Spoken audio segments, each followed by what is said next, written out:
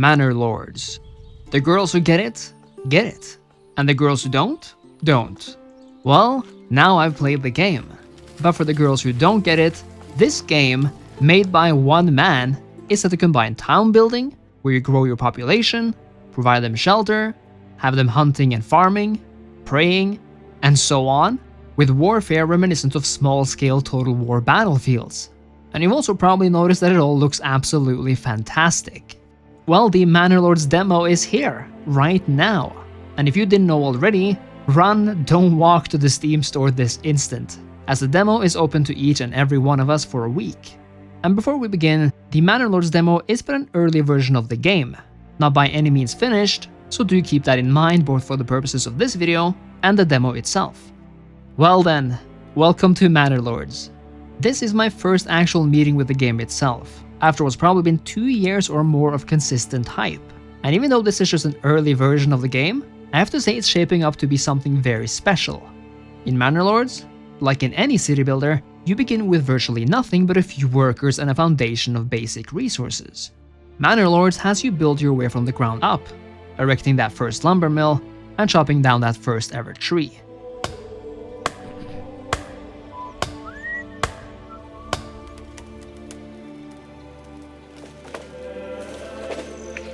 But I'll say this, it's never ever looked as good as it does right here. I'd say Manor Lords in certain aspects actually looks so good you thought it came right out of one of those fake trailers, made specifically to look enticing. But no, here it's all real, down to the smallest detail. We're talking oxen transporting timber from storage to construction lot, workers hammering in normal pace until the building is finished, hunters sneaking into the woods to get some meat, chopping on trees until they fall over, planting good old vegetables, and even people coming to pray by the town church. All of this is to underscore the authentic feel and vibe of Manor Lords. Amazing visuals aside, there's no hint of the arcade-ish here. Nothing is rushed or feels particularly gamey. It makes sense that you need a storage house and a granary to store your food, not just for the space itself, but perhaps even more importantly, for the fact that it protects your resources from rain and other bad weather. There's currently no way to just recruit new peasants or people from other classes outright, but instead, you build houses to first and foremost provide shelter. In turn, these houses attract families to your town, which of course provides you more workers. Growing too fast can provide challenges though, as you need both shelter, food, and clothing for each and every one, lest your public order is impacted. Yes, that's right, Manor Lords comes with a number of mechanics that affect your city, and public order itself is essentially divided into two. The first is public order, which determines the crime rate, which is really nothing to worry about in the beginning.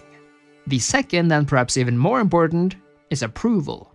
Approval is affected by how happy your population is, determined by factors such as homelessness, meaning what you have provided for your people, and what they might be lacking.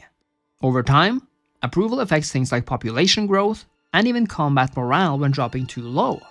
If it drops to 0, you're even likely to have rebellion on your hands, so do keep this in mind there, Manor Lords and Manor Ladies. In Manor Lords, roads connect the world, and were neatly placed by a main road when the game begins. However, it's also up to you to connect the various interest points of your town together. It's easy as pie actually, and a unique road builder which neatly snaps onto other points aids you in connecting those points.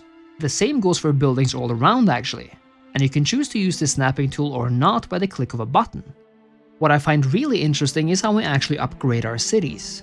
Our homes, for example, begins at level 1, but upgrading to level 2 is actually not as simple as just clicking upgrade. Fact is that each home has a range of needs it wants met, like faith, entertainment, and sustenance. It's only once all of these needs are met that upgrading becomes possible. I think this does two things for Manor Lords.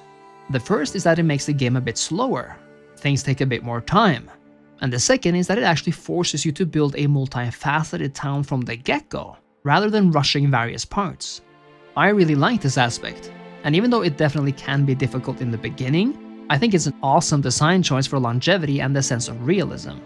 Again, I have to mention how gorgeous the visuals are here, as I decided to build my church on a slope overlooking my town and connected with a road. This brings up my constructive criticism though. Most of the early stage buildings in Manor Lords require only the timber resource to finalize, even though there's obviously some stone here as well. I find it a bit weird that no stones were required to build my church after all. If this is only an early version thing or not, Manor Lords' devotion to realism is so deep that I can't help but feel like it should be that way in the resource department as well. The other is that roads require no resources at all as far as I'm aware, and are built instantly, which is kind of jarring when every other building actually demands quite a lot of construction time. Whether this is a finalized choice or not, it's definitely not a strictly good or bad one. I mean, it works fine as is, but I guess I'd like more information on why roads cost nothing, neither time nor resources, to build. They do look sharp though, and it feels really good to lay them down when the snap works as good as it does. It would also be great if we could see at a glance how many of our workers were unassigned to specific tasks, as right now it can be somewhat hard to figure out which workers to manage manually. The Manor Lords demo is already a joy to play despite the very early version, and things like sounds and music help in making this game seem much more complete than what it might be. Indeed, there are two main aspects that will be in the final game, which we have yet to get our hands on. The first and most important aspect is arguably the warfare and combat systems. These are the aspects which I probably look the most forward to honestly, especially as it relates to town building, as those two aspects working together in unison is likely to make a game that truly shines. What we can expect here is essentially a Total War light, but perhaps with even more tactical opportunities and depth, albeit not on as large a scale. As long as everything works and feels exciting and realistic though, Manor Lords combat is set to be fun and engaging, and I can't wait to see how it shapes up. The other aspect is the overlay map. This campaign-esque map actually shows us how massive this world is, and not only reveals things like resources and geography, but will likely come to reveal other factions, enemy settlements and armies, and things of that nature. One thing I found extremely interesting though, is that you can actually take a look at your settlement from the ground itself. It's actually possible to walk around as your own character, and look at everything you've made and continue to build. I mean, like, just look at this guy, his cape, his movements, everything. If I had to compare Manor Lords to anything, it would be that this game is a mix between Kingdom Come Deliverance, Banished, and in the future, hopefully something of a mini Total War. Manor Lords has been mentioned on its channel many times, and it's because it's looked and sounded so damn good.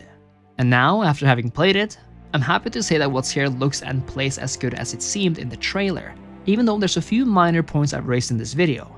We even have yet to check out all the factors that are set to make this game so special, namely the warfare coupled with the overall larger campaign systems. When all of it comes together in what I hope is no longer than a year or so, Manor Lords is going to be even more exciting to play. But right now, make sure you head over to the Steam store to check out Manor Lords demo yourself, as this is going to be a legendary one. Thank you so much for watching. My hype for Manor Lords remains, and I'm very relieved that the demo plays as well as it does. If you have any thoughts on Manor Lords or this video, make sure to let me know in the comments.